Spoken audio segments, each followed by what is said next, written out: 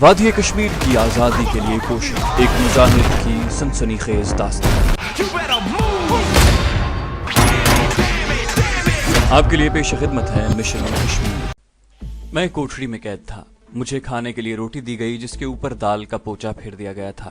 میرے ساتھ پاکستانی جاسوس قیدیوں والا بدترین سلوک ہوتا رہا۔ فرق صرف اتنا پڑا تھا کہ مجھ پر تشدد نہیں کیا جاتا تھا۔ ناگپور پولیس کو ان لوگوں نے ضرور خبر کر دی ہوگی کہ اس نام کے فلاں آدمی کے محلے میں جا کر پتہ کیا جائے، اور اگر وہاں پر ہو تو اسے فوراً گرفتار کر کے امرتسر جیل روانہ کر دیا جائے۔ یہ بھی ہو سکتا تھا کہ امرتسر پولیس نے اپنی پولیس پارٹی ناگپور روانہ کر دی ہو۔ اس طرح مجھے کچھ دن آرام کے مل گئے۔ میں نے رات کو کوٹھڑی کے فرش پر پڑے وہاں سے فرار کے بارے میں سوچنا شروع کر دیا، کیونکہ مجھے اس جہنم سے صرف اسی صورت میں نجات مل سکتی تھی کہ میں کسی طریقے سے وہاں سے فرار ہو جاؤں۔ اگر میں کسی تھانے کے حوالات میں ہوتا تو وہاں سے فرار میرے لیے آسان تھا، کیونکہ تھانے میں عملہ زیادہ نہیں ہوتا اور پھر وہاں لوگوں کا آنا جانا لگا رہتا ہے اور ایک دلیر کمانڈو کو فرار کا موقع مل جاتا ہے۔ لیکن یہ جیل تھی اور بہت بڑی جیل تھی، جس میں عملے کے علاوہ مسلح پولیس کی پوری پلٹن ہر وقت موجود رہتی تھی۔ دوسرے یہ کہ جیل کی دیوار جس نے جیل کو گھیر رکھا تھا وہ کم از کم انسان سے 4 گنا اونچی تھی۔ ایک تو وہ کوٹھڑی تھی جس میں مجھے بند کیا ہوا تھا، اس کا دروازہ بھی سلاخوں والا تھا۔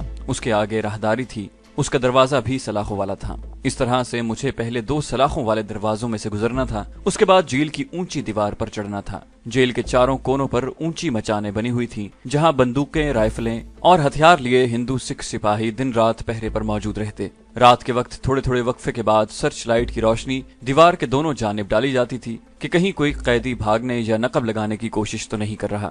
جیل کی دیوار کے ساتھ اندر کی طرف رات کو گشتی پہرا بھی ہوتا تھا۔ اپنے ایک جعلی جاسوس کا نام اور پتہ بتا دینے کے بعد میرے پاؤں کی بیڑیاں اتار دی گئی تھیں اور رات کے 8:30 بجے ایک رائفل بردار سپاہی مجھے 3-4 منٹ کے لیے ٹہلائی کے لیے بھی لے جاتا تھا۔ مجھے بیرک کے ساتھ ہی ٹہلایا جاتا۔ میں جانتا تھا کہ یہ رعایت چند روز کے لیے ہے۔ جب انہیں پتہ چلا کہ میں نے فرضی آدمی کا نام بتایا تو مجھ پر دوبارہ تشدد شروع ہو جائے گا اور مجھے بیڑیاں دوبارہ پہنا دی جائیں گی۔ جیل سپرنٹینڈنٹ دگل سنگھ نے یقیناً امرتسر سے پولیس پارٹی کو ناگپور روانہ کیا تھا۔ شاید اسے ناگپور کی پولیس پر اعتبار نہیں تھا۔ اس کی وجہ یہ تھی کہ اس بات کو 3 دن مزید گزر گئے اور مجھ پر کسی قسم کی قیامت نہ ٹوٹی۔ اسی دوران میں فرار کی اسکیموں پر غور کرتا رہا۔ بظاہر اس جیل خانے سے مجھے فرار کا کوئی راستہ دکھائی نہیں دے رہا تھا۔ امرتسر کی جیل میں سیکیورٹی کا بڑا سخت انتظام تھا۔ کوئی بھی قیدی لوہے کے جنگلے والے 3 دروازے توڑ کر بڑے گیٹ تک نہیں پہنچ سکتا تھا۔ بڑے گیٹ کے دروازے پر بھی لوہے کی موٹی موٹی سلاخیں لگی تھیں اور وہاں ہر وقت گارڈ موجود رہتی تھی۔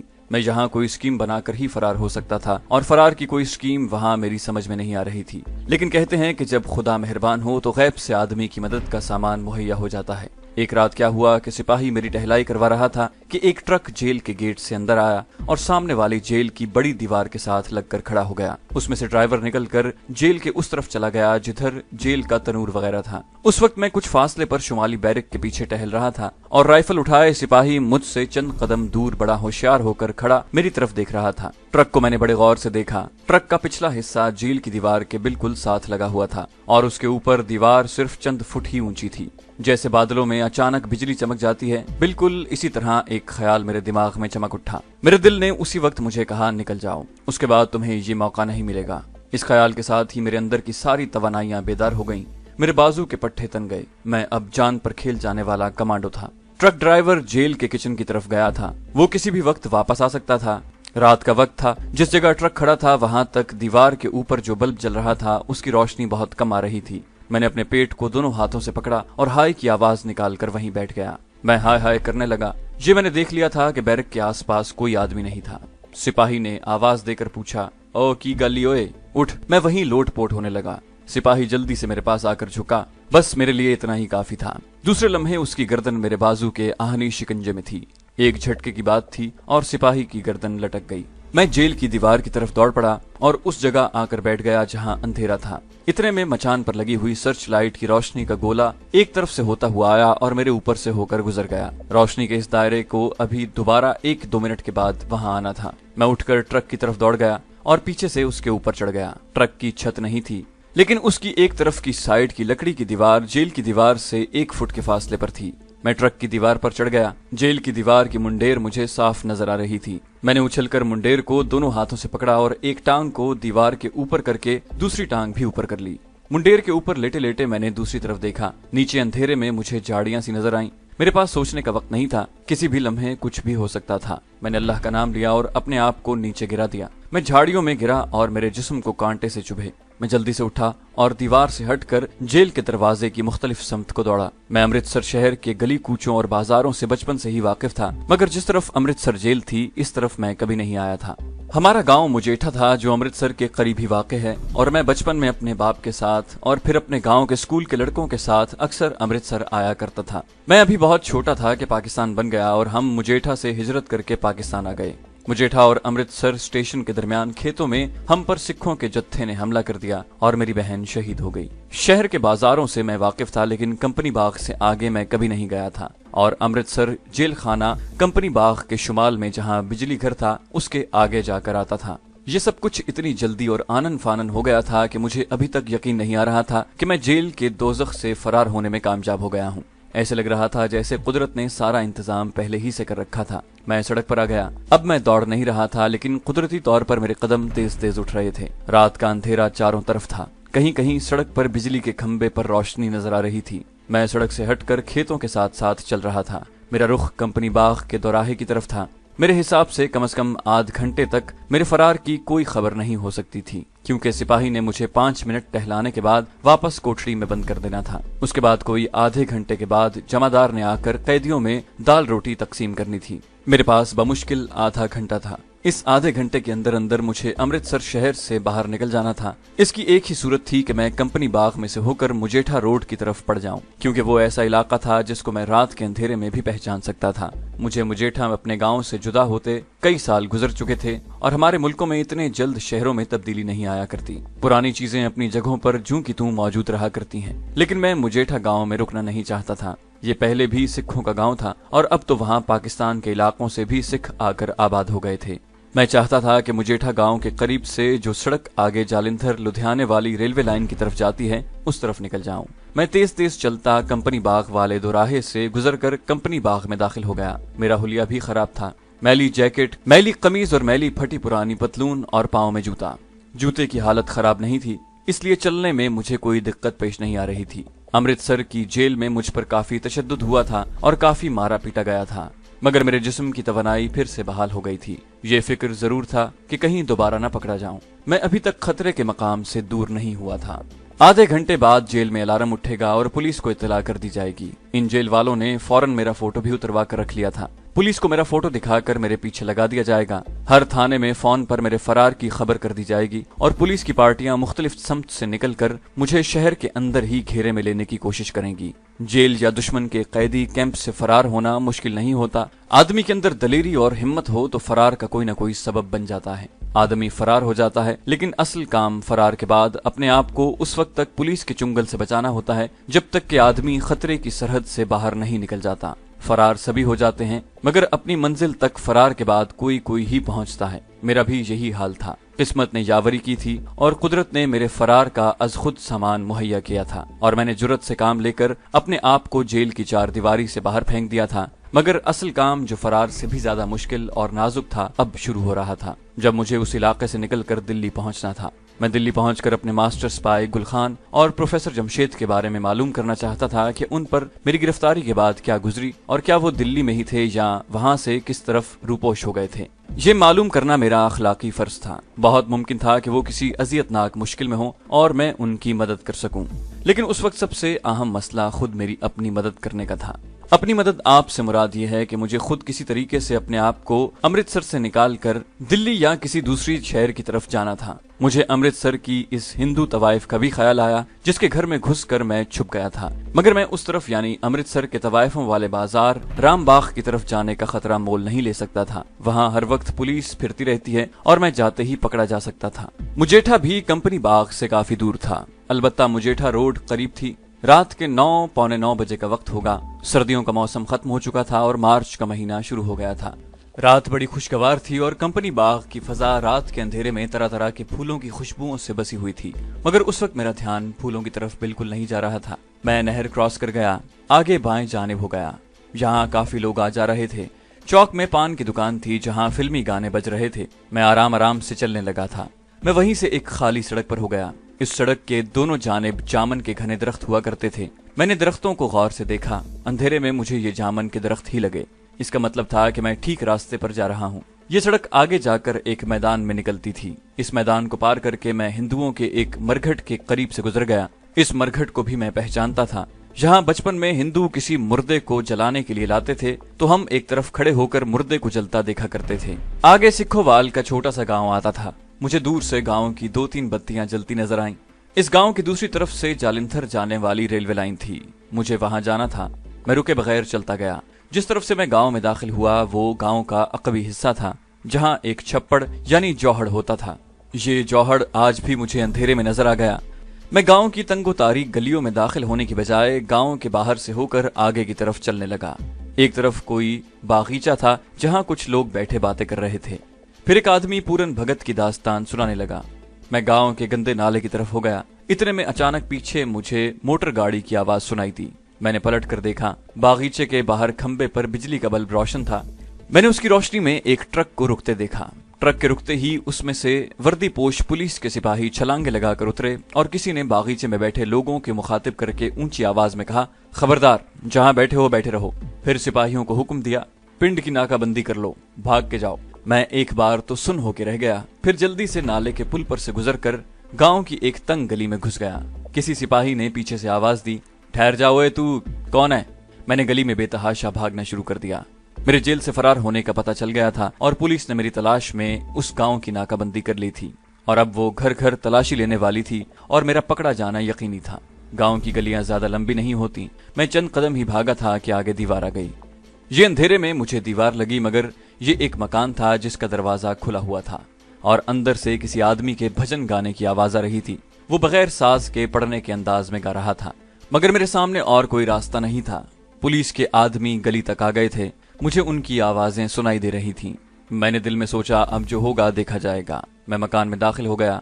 मेरा ख्याल था कि कोई न कोई सीढ़ी मकान की छत पर जाती होगी। मैं छत पर चला जाऊंगा और वहां से दूसरी तरफ कूदकर रात के अंधेरे में भाग जाऊंगा। लेकिन दरवाजे के अंदर एक तंग ड्योढ़ी थी।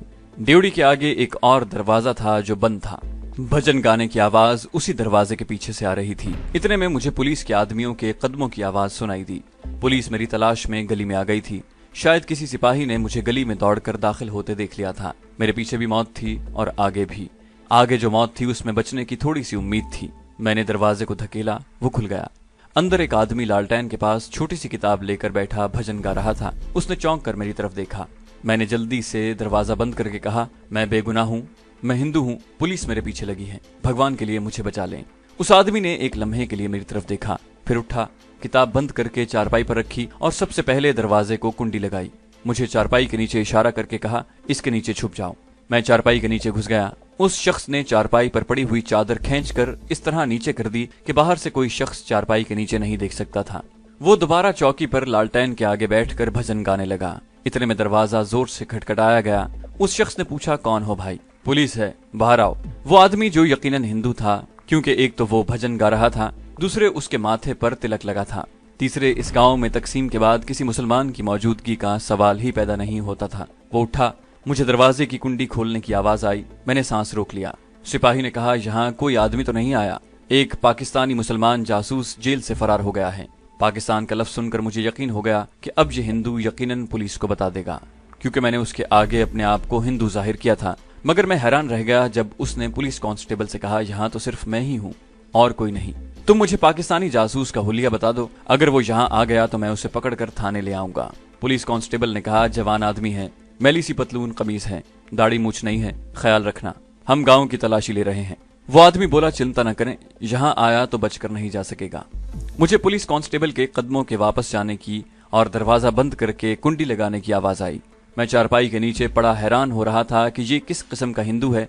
इसने ये जानने के बावजूद कि मैं हिंदू नहीं हूँ, पाकिस्तानी जासूस हूँ, मुझे पुलिस के हवाले नहीं किया, बल्कि पुलिस के आगे झूठ बोलकर मुझे बचा लिया। उस आदमी ने चारपाई की चादर हटाकर नीचे देखा। अभी नीचे ही लेटे रहो, कोई पता नहीं पुलिस फिर आ जाए। उसने चादर का पल्लू नीचे कर दिया और चौकी पर बैठकर दोबारा भजन गाने लगा। मैं चारपाई के नीचे लेटे लेटे आंखें बंद कर ली, दोनों हाथ सीने पर रख लिए और खुदा का शुक्र अदा करने लगा कि उसने ऐन वक्त पर मुझे बचा लिया। लेकिन इस भजन गाने वाले हिंदू की तुक मुझे कुछ समझ नहीं आई थी कि उसने ये मालूम हो जाने के बाद کہ میں مسلمان ہوں اور مجھ پر پولیس نے پاکستانی جاسوس ہونے کا الزام لگایا ہے، پھر بھی مجھے کیوں پناہ دی؟ یہاں میری عقل جواب دے گئی، کیونکہ یہ آدمی مجھے پاگل بھی نہیں معلوم ہوتا تھا۔ اس دوران گلی میں پولیس آ گئی تھی اور آدمیوں کی باتیں کرنے کی آوازیں آ رہی تھیں۔ معلوم ہوتا تھا کہ پولیس نے گھروں کی تلاشی لینی شروع کر دی ہے۔ وہ آدمی بھجن گاتے گاتے رک گیا۔ وہ چارپائی کے قریب ہی چوکی پر بیٹھا تھا۔ اس نے آہستہ سے کہا، میرے ساتھ اوپر آ جاؤ، یہاں تمہارے پکڑے جانے کا خطرہ ہے، باہر نکل آؤ۔ میں جلدی سے چارپائی کے نیچے سے نکل آیا۔ کوٹری کا اس نے آہستہ سے کنڈی اتار کر دروازہ کھولا۔ آگے ڈیوڑی میں اندھیرا تھا۔ اس نے مجھے کہا، میرے پیچھے پیچھے چلے آؤ، میرے کندھے پر ہاتھ رکھ لو۔ ڈیوڑی میں اتنا اندھیرا تھا کہ کچھ نظر نہیں آتا تھا۔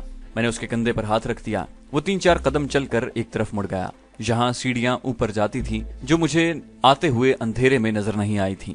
میں اس کے پیچھے پیچھے سیڑھیاں چڑھنے لگا۔ 6-7 سیڑھیاں چڑھنے کے بعد اوپر ایک اور کوٹری کا دروازہ تھا۔ اس نے دروازہ کھول دیا، کہنے لگا، ٹھہرو، میں دیا جلاتا ہوں۔ میں سیڑھیوں کے دروازے میں ہی کھڑا رہا۔ اس نے دیا روشن کیا۔ چھوٹی سی کوٹری تھی۔ ایک طرف اونچا سا پلنگ تھا جس کے نیچے شاید چاولوں یا گندم کے بھری ہوئی بوریاں پڑی تھیں۔ وہ بولا، پلنگ کے نیچے ان بوریوں کے پیچھے چھپ جاؤ، بھگوان نے چاہا تو یہاں کوئی نہیں آئے گا۔ میں جلدی سے پلنگ کے نیچے گھس کر بوریوں کے پیچھے چھپ کر بیٹھ گیا۔ یہ دیہاتی ٹائپ کا پلنگ تھا جو اونچے ہوتے ہیں۔ ان کے پائے فرش پر بنے ہوئے مٹی کے 4 چھوٹی تھڑیوں کے اوپر رکھے ہوئے تھے۔ میں وہاں لیٹنے کی بجائے بیٹھ سکتا تھا۔ اس آدمی نے واپس جاتے ہوئے مٹی کا دیا بجھا دیا اور دروازے کو باہر سے کنڈی لگا کر سیڑھیاں اتر گیا۔ کوٹری میں خاص طور پر پلنگ کے نیچے گرمی اور حبس تھا، مگر اس وقت میری جان پر بنی تھی۔ اس کوٹری میں بھی شاید کوئی کھڑکی تھی جو نیچے گلی میں کھلتی تھی۔ مجھے اس کھڑکی میں سے نیچے گلی میں سپاہیوں اور دوسرے مکان کے لوگوں کی آوازیں صاف سنائی دے رہی تھیں۔ پولیس مکانوں کی تلاشی بھی لے رہی تھی اور ان سے میرے بارے میں پوچھ بھی رہی تھی اور انہیں ہدایت بھی کر رہی تھی کہ مفرور پاکستانی جاسوس ہے، اگر کہیں نظر آ جائے تو اسے فوراً پکڑ لینا اور پولیس کو اطلاع کر دینا۔ ایک بار پولیس کے سپاہی اس ہندو کے مکان کے باہر آ گئے جس کے مکان میں نے پناہ لے رکھی تھی۔ کسی سپاہی نے یا شاید حوالدار نے آواز دی، دروازہ کھولو۔ دروازہ کھلنے کی آواز آئی۔ ساتھ ہی میرے میزبان ہندو نے کہا، مہاراج، ایک سپاہی پہلے بھی تلاشی لے گیا ہے۔ یہ کوئی دوسرا سپاہی یا حوالدار تھا۔ اس نے کہا، مہاراج، مجھے معلوم ہے، پر کیا پتا اب پاکستانی جاسوس یہاں گھس آیا ہو۔ میرے میزبان ہندو نے کہا، مہاراج، اگر وہ یہاں آتا تو مجھ سے بچ کر نہیں جا سکتا تھا۔ میں مکان میں اکیلا ہوں، بھگوان کا بھکت ہوں، آپ نے تلاشی لینی ہے تو بے شک لے لیں۔ کانسٹیبل یا حوالدار نے کہا، اس کی ضرورت نہیں، مگر ہوشیار رہنا، وہ اسی گاؤں میں کہیں چھپا ہوا ہے، یہاں آ گیا تو اسے دبوچ لینا، بے شک اس کی ٹانگ وانگ توڑ دینا۔ اس کے بعد سپاہیوں کے گلی میں سے واپس جانے کی آوازیں آئیں۔ وہ آپس میں ایک دوسرے سے کہہ بھی رہے تھے کہ جائے گا کہاں، ہے وہ اسی گاؤں میں، ابھی پکڑا جائے گا۔ آوازیں دور جا کر غائب ہو گئیں۔ گلی میں رات کا سناٹا چھا گیا۔ میں پلنگ کے نیچے بوریوں کے پیچھے سمٹ کر بیٹھا تھا۔ نیچے سے ایک بار پھر ہندو میزبان کے بھجن گانے کی آواز آنا شروع ہو گئی۔ مجھے گرمی محسوس ہو رہی تھی تو میں پلنگ کے نیچے سے نکل کر پلنگ پر ٹانگیں لٹکا کر بیٹھ گیا اور کوٹری کے اندھیرے میں ادھر ادھر دیکھنے لگا۔ میں سوچنے لگا کہ اس نیک دل ہندو نے مجھے پولیس سے تو بچا لیا ہے، مگر ابھی یہاں سے نکلنا مناسب نہیں۔ اتنے میں نیچے بھجن گانے کی آواز بند ہو گئی۔ مجھے کسی کے سیڑھیاں چڑھنے کی آواز آئی۔ میں جلدی سے پلنگ کے نیچے چلا گیا۔ دروازہ کھلا۔ یہ میرا میزبان ہندو تھا۔ اس نے آہستہ سے کہا، پولیس چلی گئی ہے، فکر نہ کرو۔ پھر اس نے دیا روشن کیا۔ کوٹری میں دیے کی مدھم روشنی پھیل گئی۔ باہر آ جاؤ۔ میں پلنگ کے نیچے سے نکل آیا۔ اب میں نے اس شخص کو دیے کی روشنی میں غور سے دیکھا۔ 60 کے قریب اس کی عمر ہوگی۔ جسم دبلا تھا، رنگ گہرا گندمی تھا، بال سفید ہو رہے تھے، ماتھے پر تلک۔ اس نے دھوتی کرتا پہنا ہوا تھا، مگر اس کے چہرے پر ایک عجیب قسم کی رحم دلی نظر آ رہی تھی۔ وہ میری طرف دیکھ کر مسکرا رہا تھا۔ یہ مسکراہٹ کوئی ایسی مسکراہٹ نہیں تھی جو کوئی لطیفہ سن کر یا خوشی کی کوئی خبر سن کر چہرے پر آ جاتی ہے۔ یہ بڑی بے معمول سی مسکراہٹ تھی۔ یہ مسکرانے سے پہلے اور مسکرانے کے بعد کی مسکراہٹ معلوم ہوتی تھی۔ مجھے کہنے لگا، بیٹا نیچے آ جاؤ۔ اس کے منہ سے بیٹے کا لفظ سن کر میں اور بھی حیران ہوا۔ میں اس کے دشمن ملک کا جاسوس تھا، پولیس کی حراست سے بھاگا ہوا تھا۔ اس شخص نے نہ صرف یہ کہ مجھے پناہ دی بلکہ پولیس کے آگے جھوٹ بھی بولا، مجھے بچا لیا تھا اور اب بڑی شفقت کے ساتھ مجھے بیٹا کہہ کر مخاطب کیا تھا۔ میں نے اپنی کمانڈو ٹریننگ کے دوران ہندو مذہب، ہندو دیو مالا اور سنسکرت زبان کا کافی مطالعہ کیا تھا، بلکہ یہ چیزیں میری ٹریننگ کا ایک حصہ سمجھ کر مجھے پڑھائی گئی تھیں تاکہ میں دشمن کی ذہنیت کو پوری طرح سمجھ جاؤں اور صحیح طریقے سے سراغ رسانی کی لڑائی لڑ سکوں اور دشمن سے کسی محاذ پر بھی مار نہ کھاؤں۔ لیکن اس ہندو کا سلوک میری سمجھ میں نہیں آ رہا تھا۔ پھر میں نے سوچا کہ ہو سکتا ہے کہ اس شخص کا جوان بیٹا مر گیا ہو اور میری شکل اس کے بیٹے سے ملتی ہو۔ وہ مجھے نیچے اس کوٹری میں لے گیا جہاں وہ چوکی پر بیٹھا بھجن گا رہا تھا۔ اس کوٹری میں لالٹین روشن تھی جس کی بتی اس نے پولیس کے جانے کے بعد مدھم کر دی تھی۔ वो चौकी पर बैठ गया और बोला, तुम यहाँ सो जाओ, सुबह चले जाना। इस वक्त जाओगे तो पुलिस तुम्हें पकड़ लेगी। मुझसे रहा न गया। मैंने कहा, महाराज मुझे क्षमा कर दें, मैंने आपके आगे झूठ बोला कि मैं हिंदू हूँ। अब तो आपको पता चल गया है कि मैं मुसलमान हूँ। मैं ये भी मानता हूँ कि मैं पाकिस्तान से आया हूँ, लेकिन एक बात मैं आपसे ज़रूर पूछना चाहूँगा कि आपने ये सब कुछ जानने के बाद मुझे पुलिस के हवाले क्यों नहीं किया। मैं चुप हो गया। वो भी चुप था। चौकी पर आलती पालती मारकर कमर बिल्कुल सीधी करके बैठा हुआ था। उसके बूढ़े और हल्के हल्के तबस्सुम वाले चेहरे पर लालटेन की मध्यम रोशनी पड़ रही थी। मेरी तरफ उसने आंखें उठाई और मेरे सवाल का जवाब देने की बजाय मुझसे सवाल किया, तुम ये सवाल क्यों पूछ रहे हो? मैंने बड़े अदब से कहा, इसलिए महाराज कि मैं आपके इस सुलूक पर इतना हैरान हूँ कि शायद इतना हैरान मैं पहले कभी नहीं हुआ। मुझे एक हिंदू से ऐसे सुलूक की कभी उम्मीद नहीं थी। उस शख्स के चेहरे के बेमामूल तबस्सुम पर जरा सा फर्क न आया। उसने फिर एक और सवाल कर दिया, तुम ये सब कुछ पूछ कर क्या करोगे? मैंने कहा, महाराज कम से कम मेरी हैरानी जरूर दूर हो जाएगी। उसने फिर पूछा, तुम्हारी हैरानी दूर हो गई तो फिर तुम्हारे पास क्या रह जाएगा? उसकी ये बात बिल्कुल मेरी समझ में न आई।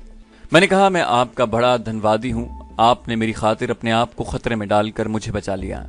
उस शख्स ने मुस्कुराते हुए पूछा, तुम मुसलमान होकर हिंदुओं की जबान क्यों बोलते हो? अब जबकि उस शख्स के सामने सारी बात खुल चुकी थी, इसलिए कुछ छुपाने की जरूरत नहीं थी। मैंने जवाब दिया, महाराज हिंदू बनकर भारत में फिर रहा हूँ, हिंदी बोलने की आदत पड़ गई है। वो शख्स एक लम्हे के लिए खामोश हो गया। फिर उसने मेरी तरफ देखा। उसके चेहरे पर वही नर्म मुस्कुराहट थी। कहने लगा, कुछ खाओगे? मेरे पास इस वक्त गुड़ की रोटी है। मुझे भूख बिल्कुल नहीं थी, सिर्फ प्यास थी। मैंने कहा, सिर्फ पानी पीऊंगा महाराज। उसने कोने में रखे मटके में से मुझे पानी निकाल कर दिया। कहने लगा, इस चारपाई पर नहीं, ऊपर वाली कोठरी में पलंग पर जाकर सो जाओ। तुम्हारा इस वक्त यहाँ से निकलना ठीक नहीं। मुंह अंधेरे में तुम्हें जगा दूंगा, उस वक्त चले जाना। पुलिस गांव से जा चुकी होगी। मैं उस शख्स को हैरत और तशक्कुर के मिले जुले जज्बात के साथ देखता ऊपर चला गया। कोठरी में दिया जल रहा था। मैं पलंग पर लेट गया। नींद बिल्कुल नहीं आ रही थी। न जाने रात कितनी गुजर चुकी थी। लेटकर सोचने लगा कि इस शख्स का एहसान शायद मैं जिंदगी भर न भुला सकूंगा। खुदा जाने ये कोई इंसान था या खुदा ने मेरी मदद के लिए आसमान से कोई फरिश्ता उतार कर वहां बिठा दिया था। कितने ही दिनों से अमृतसर जेल की कोठरी के सख्त फर्श पर रातों को पहलू बदलता रहा। अब पलंग पर लेटा तो नींद आना शुरू हो गई। ये इत्मीनान भी था कि कोई मुझे पकड़ने नहीं आएगा। मैं सो गया। मुंह अंधेरे मुझे उस शख्स ने जगा दिया। वो बड़े आराम से मेरा कंधा सहला रहा था। बेटा उठो, तुम्हारे जाने का वक्त हो गया है। मैं जल्दी से उठ बैठा। कहने लगा, मैंने तुम्हारे लिए चाय बनाई हुई है, बाहर गुस्ल खाने में जाकर मुंह हाथ धो। वो मुझे मकान की दूसरी मंजिल के एक छोटे से दालान में ले गया, जहाँ एक बगैर छत के गुस्ल खाना बना हुआ था। नलका लगा था। मैंने वहां से मुंह हाथ धोया, नीचे आ गया। कोठरी में उसी तरह लालटेन जल रही थी। चारपाई पर चादर उसी तरह बिछी थी। उस पर एक भी सिलवट नहीं थी। लगता था कि वो शख्स रात भर बैठा रहा था। तांबे के गिलास में गर्म चाय थी। चंगेर में एक रोटी और थोड़ा सा गुड़ रखा हुआ था। मैंने सारी रोटी और गुड़ खा लिया। रोटी थोड़ी बासी और बड़ी लजीज थी। ऊपर से चाय भी पी, ताजा दम हो गया। मैं इस नेक दिल हिंदू का शुक्रिया अदा करने लगा तो वो बोला, बेटा शुक्रिया अदा करने की जरूरत नहीं है। तुम अब गांव से निकल जाओ और जिधर जाना है चले जाओ। अभी रात का अंधेरा है। दिन निकल आया तो गांव के आदमी तुम्हें पकड़कर पुलिस के हवाले कर देंगे। मैं उठ खड़ा हुआ। वो आदमी ड्योढ़ी तक मेरे साथ आया। मैंने आखिरी बार उस शख्स की तरफ देखा और कहा, आपका नाम क्या है महाराज? उसने मेरे कंधे पर हाथ रखते हुए आहिस्ता से कहा, तुम मेरा जो नाम रख लो वही मेरा नाम होगा। अब तुम जाओ। मैं ड्योढ़ी से निकलकर गली में आ गया। तो दोस्तों, ये थी हमारी आज की एपिसोड। उम्मीद करते हैं आपको हमारी कहानी पसंद आई होगी। जाने से पहले इस वीडियो को लाइक कीजिए और शेयर करना मत भूलिए। कमेंट करके हमें बताइए कि आपको हमारी वीडियो कैसी लगी। और अगर अभी तक आपने इस चैनल को सब्सक्राइब नहीं किया तो इसे सब्सक्राइब कीजिए और बेल आइकन दबाकर ऑल नोटिफिकेशंस ऑन कर लीजिए।